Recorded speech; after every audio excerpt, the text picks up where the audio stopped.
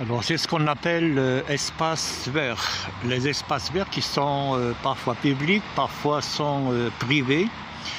Mais on définit un espace vert comme étant un espace dont la végétation est présente d'une manière principale. Alors ici par exemple nous voyons quelques arbres, quelques arbustes, des herbacées.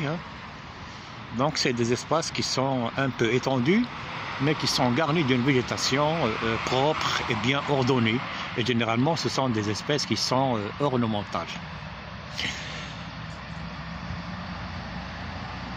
Alors, le rôle de ces espaces verts, donc, premièrement, si vous voulez, il assure la régulation du climat.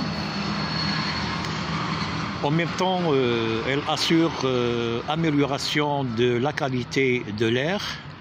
Et aussi bien, elle favorise le développement d'une certaine biodiversité. Alors ici, nous avons ce sont des petites herbacées, des graminées. Alors celle-là, c'est une espèce du genre acacia, donc c'est acacia.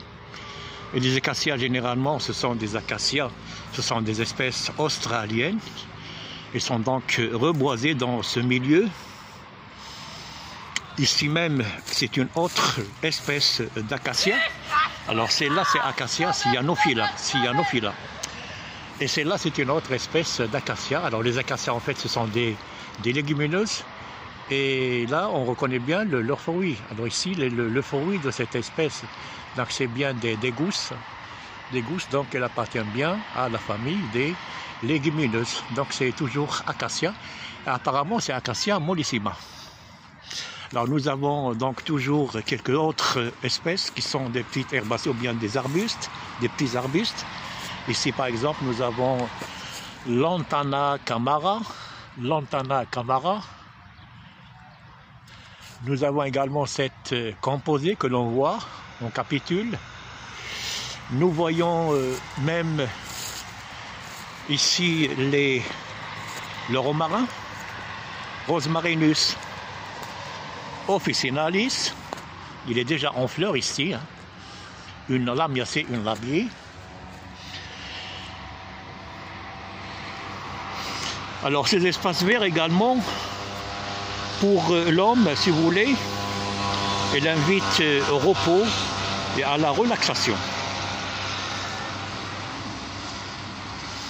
Et aussi bien, il constitue une source de fraîcheur et une satisfaction visuelle. Donc ici, nous voyons même des sortes d'espèces de palmiers, c'est Washingtonia, et d'autres palmiers